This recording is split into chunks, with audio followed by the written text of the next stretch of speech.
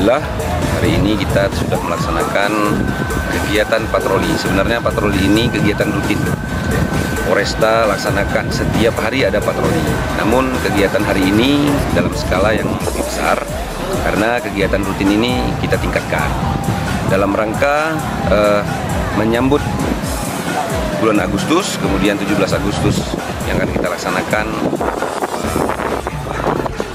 Kemudian kegiatan ini juga adalah kegiatan kedekatan kita atau kehadiran Kepolisian Republik Indonesia yang ada di masyarakat.